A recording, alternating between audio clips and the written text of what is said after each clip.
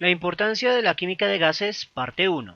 La química de gases fue fundamental para poder establecer la hipótesis atómica como una ruta de investigación válida, pero al mismo tiempo, la historia de su desarrollo es importante para comprender el concepto del mol. La teoría atómica y el vapor de agua. El agua es el estándar universal de la química. Esta afirmación se basa en el hecho de que los pesos atómicos consignados en la tabla periódica se organizaron originalmente en base a la relación en masa de hidrógeno y oxígeno en el agua, aunque esa relación no fue tan sencilla de obtener. Debemos tener en cuenta que en la época no existían los conceptos de átomo, molécula o mol, o cosas por el estilo. Lo que se tenía era la posibilidad de evaluar volúmenes, presiones, temperaturas y masas en gramos. Así pues, miremos lo que se obtendría al descomponer agua por medio de una corriente eléctrica y lo que se generaría, los gases generados en términos de condiciones estándar de presión y temperatura, proceso denominado electrólisis. Al descomponer eléctricamente el agua se obtienen dos gases, el gas de hidrógeno y el gas de oxígeno. Es importante separarlos o evitar cualquier tipo de chispa cuando están mezclados porque los dos tienden a convertirse en agua nuevamente, pero ese no es el problema. El problema es que la reacción entre ambos para generar agua es altamente explosiva. Sin embargo, una vez separados, los gases pueden ser medidos en términos de su masa y su volumen relativos. John Dalton inicialmente midió masas. Al evaluar la masa de esta descomposición, el resultado era que el hidrógeno gaseoso pesaba 8 veces menos que el oxígeno gaseoso. Usando nomenclatura moderna, podemos decir que estaba midiendo pesos equivalentes, y el peso equivalente del oxígeno era de 8 gramos por cada equivalente, y el peso equivalente del hidrógeno era de 1 gramo por cada equivalente en la reacción de electrólisis del agua. Tenga en cuenta que los pesos equivalentes no son universales y cambian con cada reacción química. Sin embargo, Dalton no tenía forma de saber que los pesos equivalentes que él y otros científicos antes que él medían rutinariamente eran una cosa diferente de lo que hoy llamamos masa molar o peso molecular, que es el peso verdadero o peso estándar de una sustancia. Con esos pesos, Dalton asumió que el agua estaba formada por un átomo de hidrógeno y un átomo de oxígeno. Sin embargo, esta hipótesis comenzó a enredarse cuando se consiguió la tecnología para medir los volúmenes y las masas con mayor precisión. La relación atómica de Dalton predecía que un volumen de agua debía generar un volumen de hidrógeno y un volumen de oxígeno equivalentes. Pero cuando se hizo esa medida, se encontraron con un problema.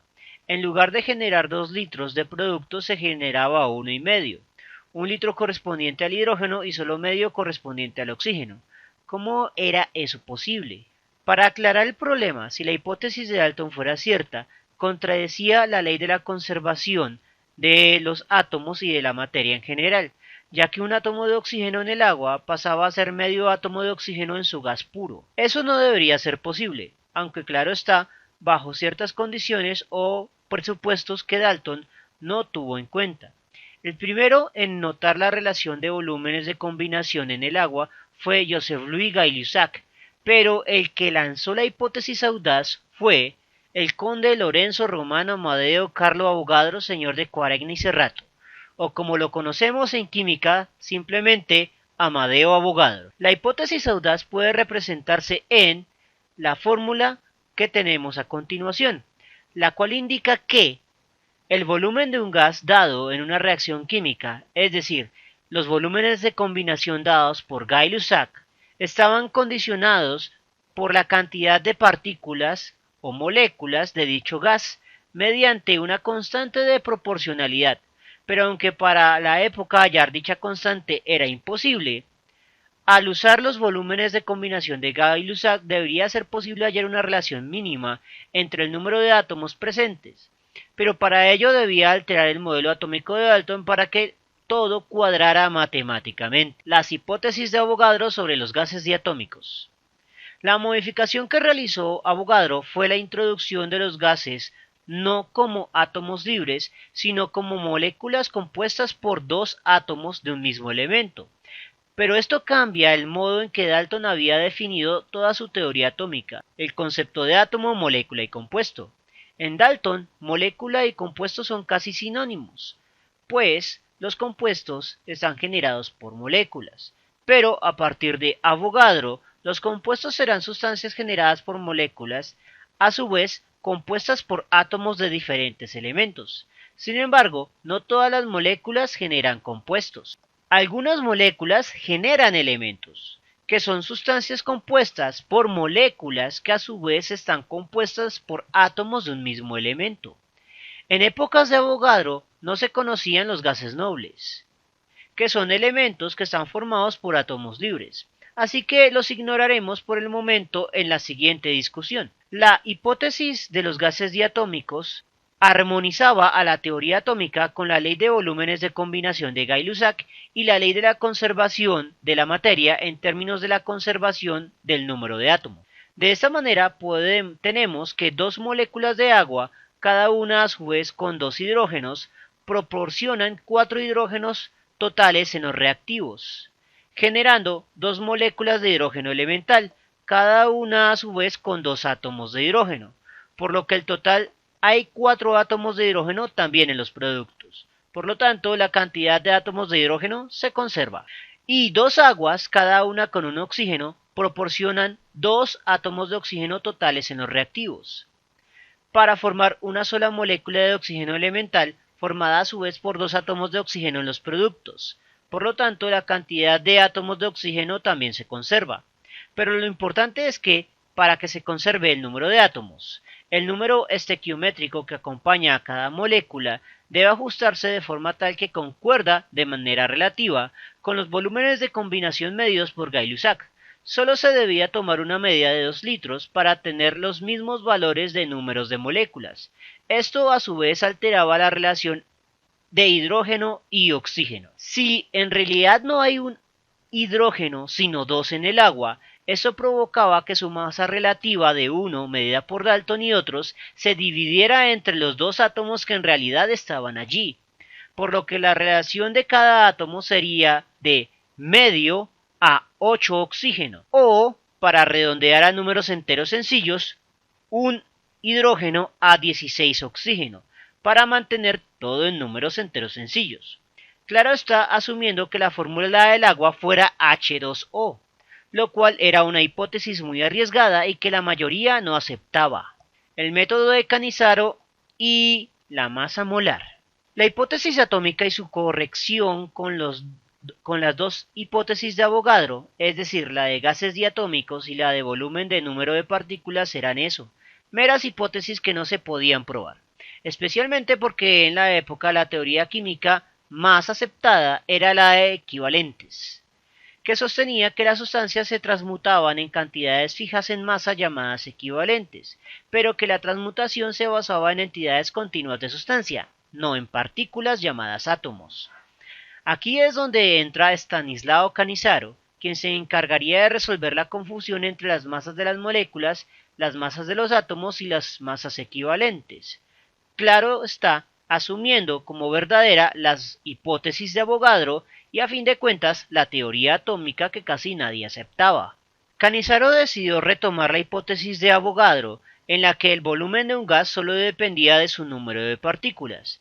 Además, sabía que la masa de una sustancia, fuera gas u otras sustancias, también dependería del número de partículas, por lo que en lugar de intentar determinar el número de partículas, lo que podía hacerse era estandarizar un volumen, que ahora llamamos volumen molar, el cual implicaría la estandarización de un número de partículas, que a su vez debería llamarse número molar, aunque actualmente lo llamamos número de Avogadro. Aunque al ser inaccesible, su valor se ignoró a más no poder.